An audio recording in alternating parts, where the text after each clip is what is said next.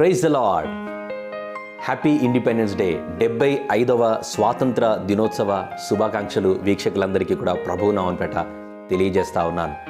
నా ప్రియమైన దేవుని కుటుంబమా, దేవుడు మన భారతదేశాన్ని ఎంతో ప్రేమిస్తున్నాడు గనుకనే ఈ మహోన్నతమైనటువంటి స్వాతంత్రాన్ని మన సొంతం చేశాడు. నిజంగా ప్రపంచంలోనే మన భారతదేశం జరుపుకునేటటువంటి స్వాతంత్ర దినోత్సవం ఎంతో ఘనమైనది, ఎంతో మహోన్నతమైనది. ఎందుకు అనంటే దాదాపు ప్రపంచంలోనే అత్యధిక జనాభా కలిగినటువంటి దేశంగా మన భారతదేశం 2వ స్థానంలో ఉంది. ఈరోజు విభిన్న కులాలు, విభిన్న మతాలు, విభిన్న సంస్కృతి, విభిన్న జాతులు, విభిన్న స్థలాలు, ఈరోజు అందరం కలిసి ఒకే కంఠముతో, ఒకే స్వరముతో, ఒకే నినాదముతో మనమందరం కూడా స్వాతంత్రాన్ని జరుపుకుంటూ ఉంటాం. గనుకనే ఈరోజు ఇది ఎంతో పర్వదినముగా మనం భావించవచ్చు. అంతేకాదు ఈరోజు పరిశుద్ధ దినము మరియు ఇండిపెండెన్స్ డే, ఈ రెండూ కూడా మన మందిరాల్లో జరుపుకోవడానికి మీరు కూడా సిద్ధంగా ఉన్నారు కదూ.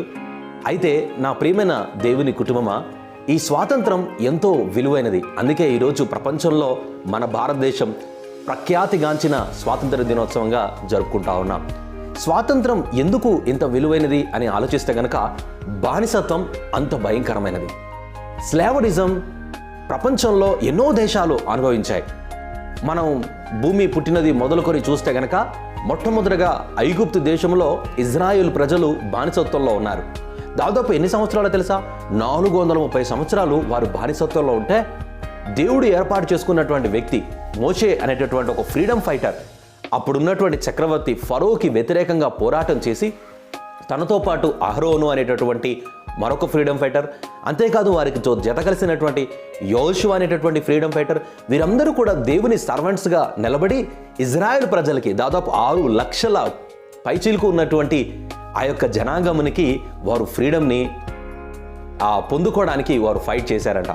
వారు ఆ రోజు 430 సంవత్సరాల బానిసత్వం నుండి విడుదల పొందుకొని పాలు తేనెలు ప్రవహించేటటువంటి కానా అనేటటువంటి దేశాన్ని వారు స్వతంత్రించుకున్నట్లు మనం చూస్తూ ఉంటాం. ఈ రీతిగా చూస్తే ప్రపంచంలో ఎన్నో దేశాలు బానిసత్వాన్ని అనుభవిస్తూ వచ్చాయి. యునైటెడ్ స్టేట్స్ ఆఫ్ అమెరికా కూడా మనం చూస్తే కనుక వారు స్వాతంత్రం పొందుకున్నట్లు మనం చూస్తూ ఉంటాం.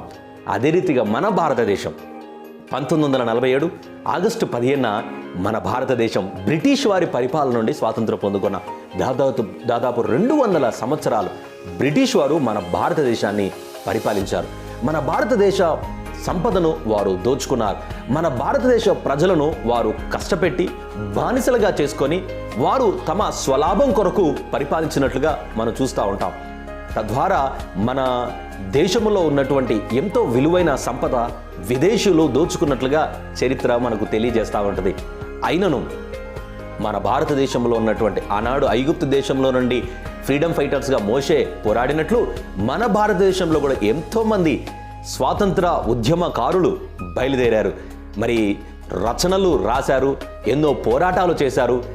అందులో మహాత్మా గాంధీ గారిని మనం చూస్తూ ఉండొచ్చు, లాల్ పాల్ బాల్ అనేటటువంటి నాయకులను మనం చూస్తూ ఉండొచ్చు, అల్లూరి సీతారామరాజన్ గారిని మనం చూస్తూ ఉండొచ్చు, భగత్ సింగ్ గారిని మనం చూస్తూ ఉండొచ్చు, సుభాష్ చంద్రబోస్ గారిని మనం చూస్తూ ఉండొచ్చు. ఇలా ఎందరో మహనీయులు, మరి డాక్టర్ బిఆర్ అంబేద్కర్ గారు కూడా, మరి రాజ్యాంగాన్ని రచించినటువంటి ఆయన కూడా, జవహర్లాల్ నెహ్రూ గారు కూడా, ఎంతోమంది నాయకులు తమ ప్రాణాలను త్యాగం చేసి తమ యొక్క వెన్ను మరి తిప్పకుండా వారు బ్రిటిష్ వారితో పోరాడి ఆఖరికి అహింస అనేటటువంటి మరి ఆ యొక్క విధానంలో మన భారతదేశం స్వాతంత్రాన్ని పొందుకుంది. ఈరోజు ప్రపంచమంతటా కూడా భారతదేశం అత్యున్నత దేశంగా విభిన్న జాతులు, విభిన్న సంస్కృతులు కలిగి ఉన్నటువంటి మన భారతదేశం అంతా కూడా కలిసి మెలిసి జీవిస్తూ స్వాతంత్ర నినాదాన్ని ప్రకటిస్తూ ఉండగా ప్రపంచమంతటా కూడా మన భారతదేశానికి సెల్యూట్ కొడతా ఉంది. ఈరోజు నా ప్రియ సహోదరి సహోదరుడా, let us be proud to be an Indians.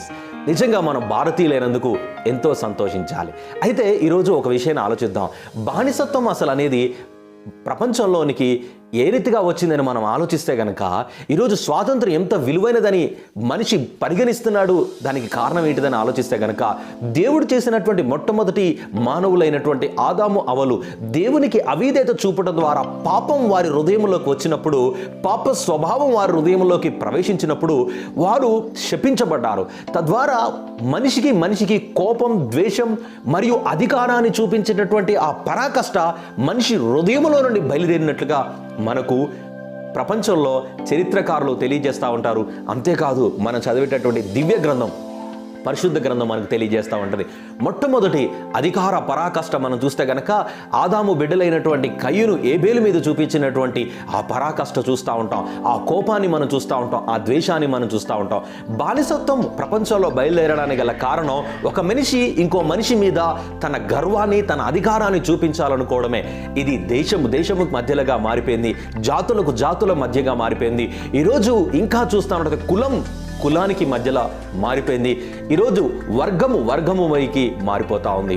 నా ప్రియమైనటువంటి వీక్షకులారా, ఈరోజు మన భారతదేశం బ్రిటిష్ వారి పరిపాలన నుండి స్వాతంత్రం పొందుకుంది, కానీ ఇప్పటికీ మన భారతదేశంలో ఉన్నటువంటి మనమందరం కూడా ఇంకా అనేక వాటి మీద నుండి మనం విడుదల పొందుకోవాల్సినటువంటి అవసరత ఎంతో ఉంది అని మనం అర్థం చేసుకోవచ్చు. ఇప్పటికీ మతాల మధ్యనో మరియు స్థాయి భేదముల మధ్యనో ఎన్నో చోట్లను పరాకష్ట కనిపిస్తూ ఉంది, అధికారం కనిపిస్తూ ఉంది. మనిషిలో ఉన్నటువంటి గర్వం, మనిషిలో ఉన్నటువంటి స్వార్థం ఇప్పటికీ మనుషులను ఏలుతా ఉంది. ఆ మనిషికి మధ్యలో స్వాతంత్రం ఎంత గొప్పదో, తన పాప స్వభావం నుండి తన జీవితానికి స్వాతంత్రం ఎంతో అవసరమని మనం అర్థం చేసుకోవచ్చు. ఈరోజు మనిషి కలిగి ఉండేటటువంటి ఈ పరాకాష్ట కానీ, ఈ స్వార్థం కానీ, ఈ యొక్క క్రోధం కానీ, ఈ కోపం కానీ, మరియు చెడ్డ చూపులు కానీ, చెడ్డ తలంపులు కానీ, జారత్వం కానీ, వ్యభిచారం కానీ, దొంగతనం కానీ, హత్యలు కానీ, ఒక మనిషిని చూసి ఓర్వలేనితనం కానీ ఎక్కడి నుంచి బయలుదేరుతున్నాయి? వేరే దేశం నుండి మనం అచ్చి తెచ్చుకుంటున్నామా అంటే అదేం లేదే, మనిషి హృదయంలో నుండి బయలుదేరుతున్నాయని యేసుక్రీస్తు ప్రభువారు, దేవాది దేవుడు పరిశుద్ధ లేఖనాల్లో తెలియజేస్తూ వచ్చాడు. నిజమే, మన హృదయంలో ఉన్న పాప స్వభావం నుండి మనకు స్వాతంత్రం కావాలి. అప్పుడే భారతదేశం జరుపుకుంటున్న ఈ మహోన్నతమైన స్వాతంత్రం మనిషి తన హృదయంలో జరుపుకోగలుగుతాడు.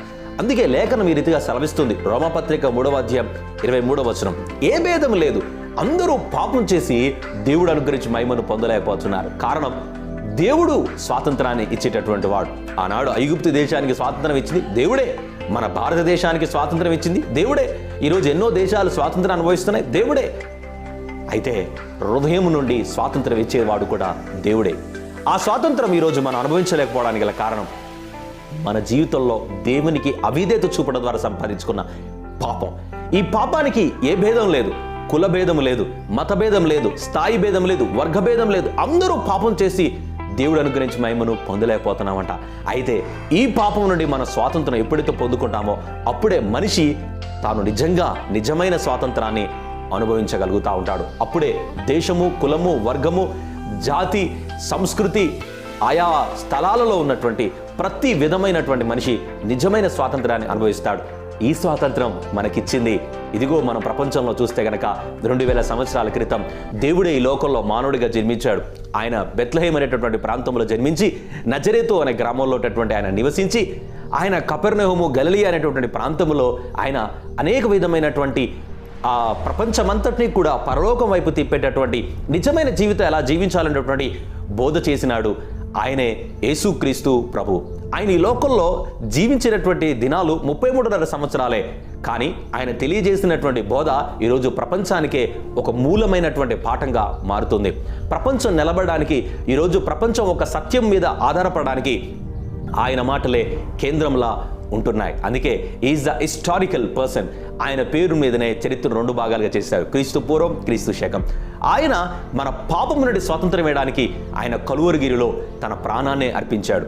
ఆయన కార్చిన పరిశుద్ధ రక్తం ద్వారా మన పాపముల నుండి మనం విమోచించబడతా ఉంటాం. ఆయన కార్చినటువంటి అమూల్యమైనటువంటి ఆ పరిశుద్ధ రక్తం, ఆయన చేసినటువంటి ఆ త్యాగం ద్వారా ప్రపంచంలో ఉన్నటువంటి సమస్త దేశాలకి, సమస్త వర్గాలకి, సమస్త వర్ణ ప్రజలందరికీ కూడా ఒకేసారి స్వాతంత్రం ఇవ్వబడింది. ఆ స్వాతంత్రం నా కోసమే అని మనం అంగీకరిస్తే చాలు, ఆ స్వాతంత్రం మన హృదయంలోకి వస్తుంది. మన పాప స్వభావం చూపుతున్న అధికారత్వం, మనల్ని బానిసలుగా చేసుకొని నడిపిస్తున్న ఆ భయంకరమైన జీవితాలను, ఆ సంఖ్యల నుండి యేసుక్రీస్తు ప్రభువారు విడిపించేవారు. ఆయన మరణించి 3వ దినమున తిరిగి లేచాడు. ఆయనను పెట్టబడినటువంటి సమాధి ఇప్పటికీ ఖాళీగా ఉందంట. ఆయన సమాధి ఇప్పటికీ ఆయన సజీవుడని సాక్ష్యం చెప్తా ఉంది. అందుకే ఈరోజు ప్రపంచమంతటికి కూడా నిజమైన స్వాతంత్రం అనుగ్రహించేటటువంటి వాడు యేసుక్రీస్తు ప్రభువే. ఆ యేసుక్రీస్తు ప్రభు వారు అన్నారు యోహాను సువార్త 14:6 నేనే మార్గమును సత్యమును జీవమును ఉన్నాను అని. ఈరోజు మన భారతదేశం నమ్మేటటువంటి ఒక అద్భుతమైనటువంటి నినాదం సత్యమేవ జయతే. నిజమే, ఆ సత్యమును మనకు అనుగ్రహించిన వాడు, ఆ సత్యము ద్వారా మనల్ని విడిపించేటటువంటి వాడు యేసుక్రీస్తు ప్రభువాడే. ఆయన మరణమును జయించి పునరుత్థానుడైన రీతిగా మనం మన పాపమును జయించగలం, మన స్వాతంత్రాన్ని అనుభవించగలం అని ఆయన తన పరిశుద్ధ గ్రంథాన్ని మనకు అనుగ్రహించినాడు. ఆయనే మన స్నేహితుడిగా ఉండడానికి ఇష్టపడ్డాడు. మన పాపం ఎలాంటిదైనా సరే, మన జీవితం ఎలాంటి సంఖ్యలో ఉన్నటువంటి పరిస్థితి అయినా సరే, యేసుక్రీస్తు వారు పాపుల స్నేహితుడిగా పిలువబడ్డాడు. ఆయన పాపుల కొరకే ఈ లోకానికి వచ్చాడు. అంటే నీ కొరకు, నా కొరకు, సమస్త మానవాళి కొరకు. ఆయన వైపు చూసి ఆయన నామంలో మన పాపాలు ఒప్పుకున్న ఎడల మన పాపములను క్షమించి దాని నుండి విమోచించి మనల్ని బంధించున్న ఆ సంఖ్యలను, ఆ చెరను చెరగా తీసుకుని వెళ్ళి మనకు నిజమైన స్వాతంత్రాన్ని అనుగ్రహించగలడు. ఈ ఇండిపెండెన్స్ డే దినమున నీవు నిజమైన స్వాతంత్రాన్ని అనుభవించాలని ఈ మాటలు పరిశుద్ధాత్మ దేవుడు నీకే తెలియజేస్తా ఉన్నాడు. My dear friend, happy independence day once again. యేసుక్రీస్తు ప్రభువారు ఇచ్చేటటువంటి ఆ నిజమైన స్వాతంత్రం నీ హృదయానికి రావాలని మరొకసారి happy independence day to your heart from your sin bandages. Many greetings to you. God bless you.